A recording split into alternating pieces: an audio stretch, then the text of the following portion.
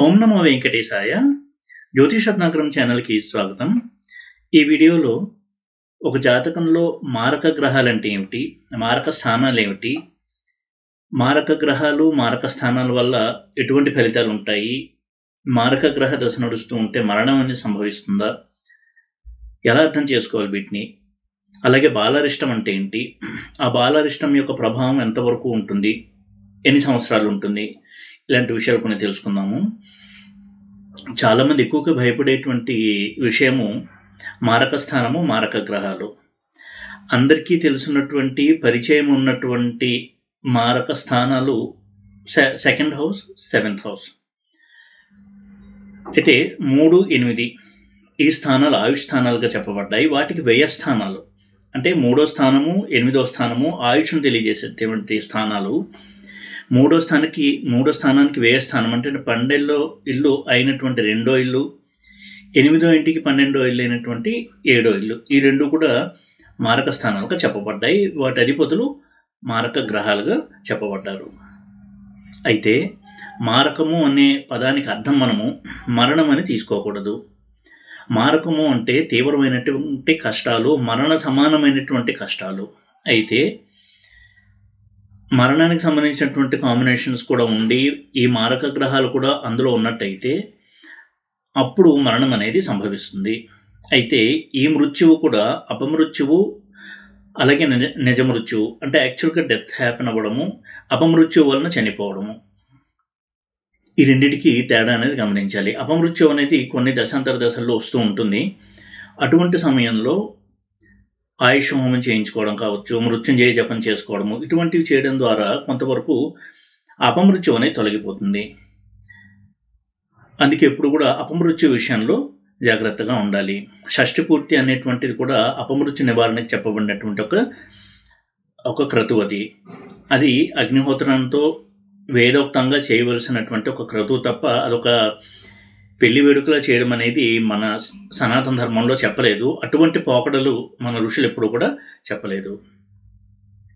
కలియుగంలో 120 సంవత్సరాలు పూర్ణాయుద్ధాయము.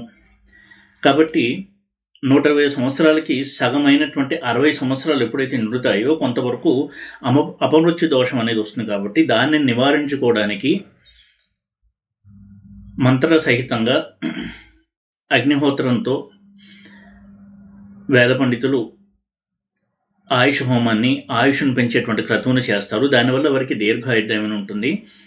ఆ ఏజ్లో వారికి తీవ్రమైన సమస్యలు లేకుండా ఆయువృద్ధి జరిగి పూర్ణాయుర్దాయంలోకి వెళ్ళడానికి అవకాశం కల్పిస్తుంది ఆ క్రతువు. అంతే తప్ప షష్ఠి పూర్తి అనేది ఒక పెళ్లి వేడుకలా చేయడము, ఇటువంటి వెస్ట్రన్ కల్చర్ని ప్రమోట్ చేసేవాళ్ళు కాదు మన ఋషులు.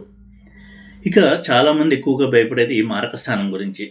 సెకండ్ లార్డ్ దశ వచ్చిందండి, 7th లార్డ్ దశ వచ్చింది, చనిపోతానా, ఇలాంటి అనవసరమైనటువంటి భయాలు కూడా ఎక్కువ మంది పెట్టుకుంటూ ఉంటారు. ఎందుకంటే అలాంటి కొన్ని పాయింట్స్ని చెప్పి వదిలేయడం వల్ల అది నిజంగా మృత్యువిస్తుందేమో, డెత్ అనేది సంభవిస్తుందేమో చాలామంది భయపడుతూ ఉంటారు.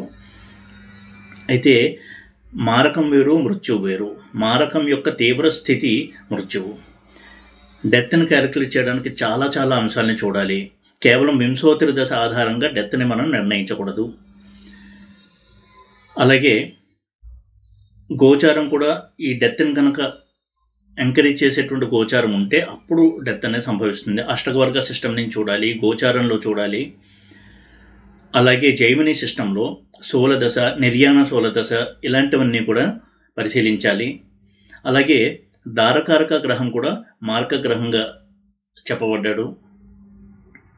దారపాదము అందులో ఉన్న గ్రహాలు, అలాగే సెకండ్ హౌస్, 7th హౌస్ అందులో ఉన్న ప్లానెట్స్, ఇవన్నీ కూడా మారకాన్ని సూచించే గ్రహాలు, హౌసెస్. కాబట్టి మారకం అనేది తీవ్రమైన కష్టము అనేది తీసుకోవాలి తప్ప మరణము అనేటువంటి అర్థాన్ని లిటరల్గా మనం తీసుకోకూడదు. మారకము అంటే దెబ్బతీయుట. కాబట్టి ప్రతి సందర్భంలో కూడా మారక గ్రహాలు మరణమిస్తాయి అనేటువంటి కంక్లూషన్కి ఎప్పుడూ కూడా రాకూడదు. ఇక ఈ సెకండ్ హౌస్ అలాగే 7th హౌస్ ఇవే కాకుండా దుస్థానాలు కూడా మారక ప్రభావాన్ని కలిగిస్తాయి. 6th house, 8th house, 12th house కూడా, ఇవి కూడా మారకంతో సమానమైనటువంటి కష్టాలని ఇస్తాయి. 7th లార్డ్ 8th హౌస్లో ఉండడము, ఎయిత్ లార్డ్ 7th హౌస్లో ఉండడము, ఇవి కూడా కొంత మారక ప్రభావాన్ని చూపిస్తూ ఉంటాయి వాటి యొక్క దశ అంతర్దశల్లో. అయితే అక్కడ ఏ గ్రహం యొక్క దశ నడుస్తుందో కూడా మనకి ఎప్పుడు కూడా ఒక ఐడియా ఉండాలి. మారకంతో సంబంధం ఉన్నటువంటి గ్రహ దశ నడిచినప్పుడు మాత్రమే మారక సమానమైనటువంటి కష్టాలు అనేవి సంభవిస్తాయి.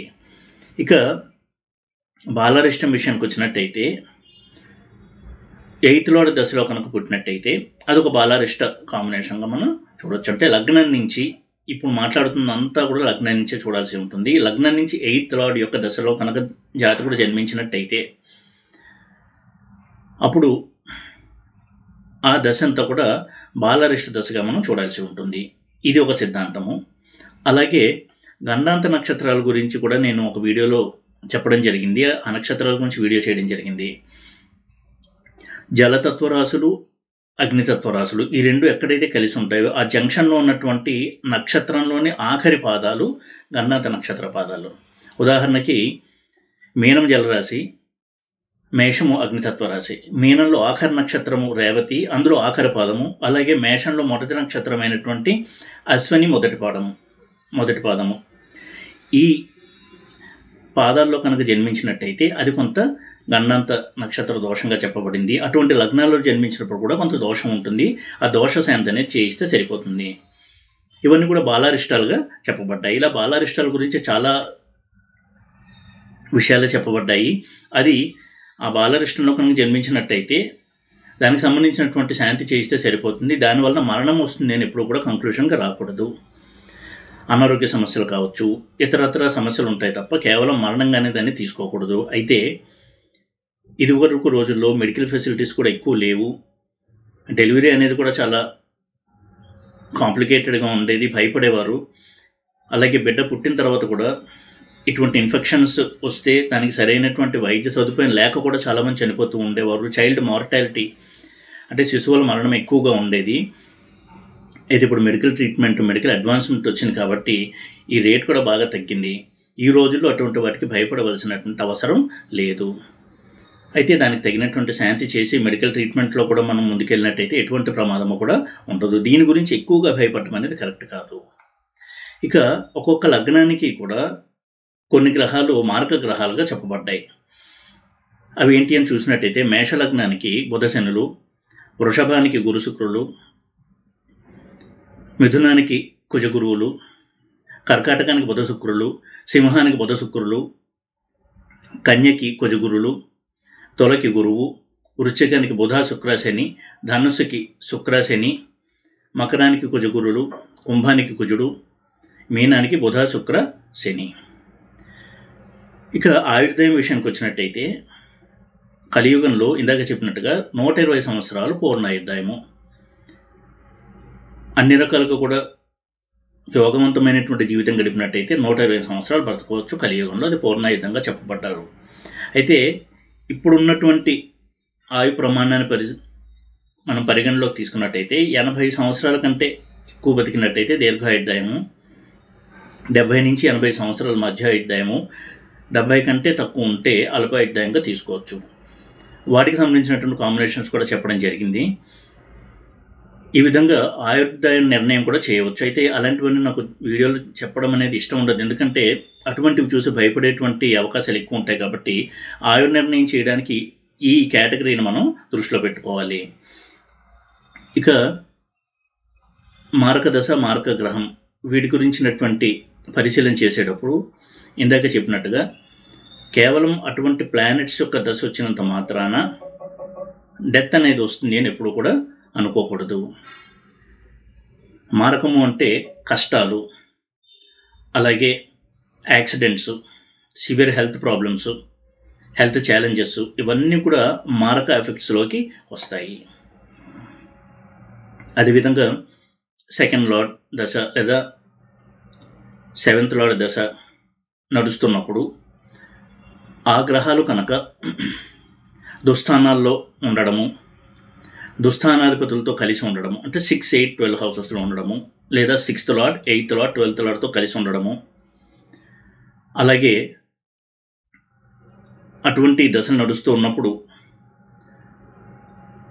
ఆ గ్రహం యొక్క బలం కూడా తక్కువగా ఉన్నట్టయితే కొంతవరకు సమస్యల తీవ్రత అనేది ఎక్కువగా ఉంటుంది.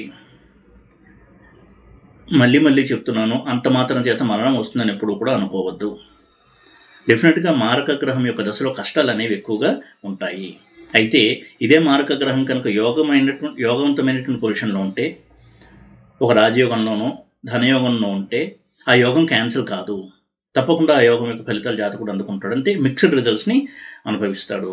అంటే హెల్త్ ప్రాబ్లమ్స్ ఉంటాయి, హెల్త్ ఇష్యూస్ ఉంటాయి, వాటికి ట్రీట్మెంట్ తీసుకుంటూనే ప్యారలల్గా రాజయోగాన్ని కూడా అనుభవిస్తూ ఉంటాడు.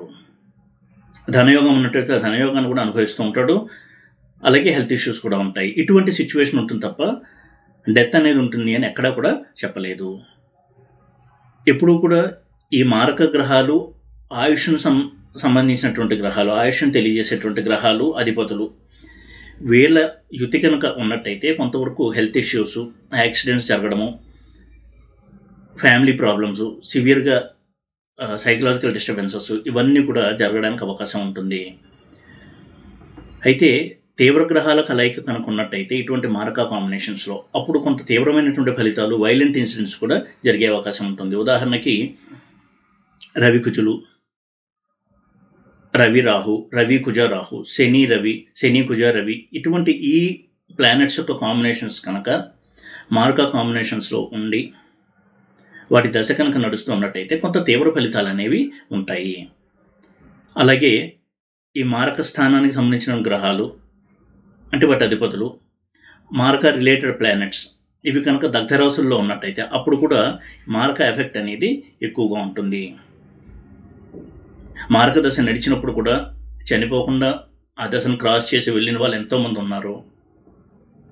అలాగే ఏలినాటి శని విషయానికి వచ్చినట్టయితే మూడోసారి ఏలినాటి శని ఎప్పుడైతే వస్తుందో, థర్డ్ రౌండ్ ఏలినాటి శని, అప్పుడు మరణిస్తారు అనేటువంటి ఒక సిద్ధాంతం కూడా ఎక్కువగా ప్రచారంలో ఉంది. అయితే చాలా సందర్భాల్లో అది ప్రూవ్ కాలేదు కూడా. అయితే మూడో రౌండ్ ఏలినాటి శని ఎప్పుడైతే వస్తుందో, థర్డ్ టైం ఒక జీవితంలో ఏలినాటి శని ఎప్పుడైతే వస్తుందో అది కొంత లేట్ ఏజ్లో వస్తుంది. అంటే పుట్టినప్పుడే ఏలినాటి శనిలో పుట్టినట్టయితే కొంత మిడిల్ ఏజ్ దాటిన తర్వాత ఏలినాటి శని వస్తుంది. థర్డ్ రౌండ్ ఏలినాటి శని అనేది కొంత లేట్ ఏజ్లో వస్తుంది. కాబట్టి ఆ టైంలో కొంత హెల్త్ ఇష్యూస్, ఎటువంటి ప్రాబ్లమ్స్ ఉండేటువంటి అవకాశం ఉంటుంది తప్ప ఖచ్చితంగా డెత్ అనేది ఉంది అని ఎక్కడ ప్రూవ్ అవ్వలేదు, ఎవిడెన్స్ అనేది లేదు. అయితే కొంత సమస్యలు, health related issues, family problems కావచ్చు, సైకలాజికల్ ప్రాబ్లమ్స్ ఇలాంటివి ఉండేటువంటి అవకాశం ఉంటుందని మాత్రం మనం చెప్పాల్సి ఉంటుంది. డెత్ అనేది నిర్ణయించడానికి చాలా అంశాలని చెప్పారు ఋషులు. చాలామంది ఋషులు వాళ్ళ గ్రంథాల్లో డెత్కి సంబంధించినటువంటి అంశాల గురించి సూత్రాలను ఇచ్చారు. అవన్నీ పరిశీలన చేసిన తర్వాతే మనం డెత్ ఉంటుంది అని ఒక ఊహకి రావచ్చు. అయితే జ్యోతిష్య శాస్త్రం ఎప్పుడూ కూడా ఆయుర్దాయాన్ని గురించినటువంటి ఫలితం చెప్పకూడదు అనేది సూత్రము. ఎప్పుడు కూడా జ్యోతిష్యులు కొంత నైతిక విలువలను పాటించాలి. ఒక వ్యక్తి ఎప్పుడు చనిపోతాడు అనేది అనలైజ్ చేయడం కూడా పొరపాటే. ఒకవేళ నిజంగా ఆ వ్యక్తి తీవ్రమైనటువంటి అనారోగ్య సమస్య లేదా ఒక యాక్సిడెంట్కి గురయ్యి ఐసీయూలో ఉంటే అప్పుడు కొంతవరకు మనం జపాలు, హోమాలు చేయడం ద్వారా ఆయుష్ను వృద్ధి చేసేటువంటి ప్రయత్నం చేయాలి తప్ప క్లయింట్ అడగకపోయినా ఆయుర్దాయం గురించి చెప్పడం అనేది కరెక్ట్ కాదు. ఈ విషయాన్ని ఎప్పుడూ కూడా జ్యోతిష్లో ఒక మారల్ వాల్యూగా, ఒక నైతికపరమైనటువంటి ఒక విలువలు ఉన్నటువంటి ఒక సిద్ధాంతంగా పాటించడం అనేది చాలా మంచిది. నెగిటివ్ ఎప్పుడు చెప్పకూడదు, చెడును ఎప్పుడు చెప్పకూడదు. ఒకవేళ ఉన్నా కానీ హింట్ ఇవ్వాలి తప్ప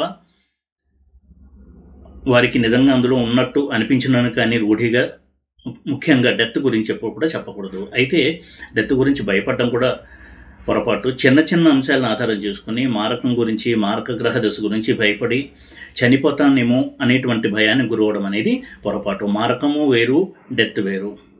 డెత్ని క్యాలిక్యులేట్ చేయడానికి చాలా కాంబినేషన్స్ ఉంటాయి. మనకి తెలుసున్నది పరాశర సిస్టంలో వింశోత్తరి దశ ఒకటే. అయితే పరాశరుడు చాలా దశా సిస్టమ్స్ చెప్పాడు, వాటిని కూడా మనం పరిగణలోకి తీసుకోవాలి. జైమిని సిస్టంలో ఉన్నటువంటి దశల్ని పరిగణలోకి తీసుకుని అప్పుడే మనం ఆయుర్దాయం అనేది నిర్ణయం చేయాలి తప్ప కేవలం సెకండ్ లార్డ్ దశ, సెవెంత్ లార్డ్ దశ కాబట్టి చనిపోతాను లేదా చనిపోతాడేమో అని చెప్పడం అనేది అస్సలు కరెక్ట్ కాదు. కష్టాలు ఉంటాయని చెప్పొచ్చు, కానీ చనిపోతాడని చెప్పడం అనేది ఏమాత్రం కరెక్ట్ కాదు. అది ఆస్ట్రాలజీ క్యాలిక్యులేషన్స్ పరంగా కరెక్ట్ కాదు, అలాగే నైతికంగా కూడా కరెక్ట్ కాదు. కాబట్టి మారకం అనే విషయం గురించి ఎక్కువగా భయపడకుండా ఉండాలి. మారకత్వం వేరు, మరణం వేరు అనేటువంటి విషయాలను కొంతవరకు చెప్పాలి అనేటువంటి ఉద్దేశంతో వీడియో చేయడం జరిగింది. ఈ వీడియో కనుక మీకు నచ్చినట్టయితే లైక్ చేసి, షేర్ చేసి, సబ్స్క్రైబ్ చేయండి. ఓం నమో వెంకటేశాయ.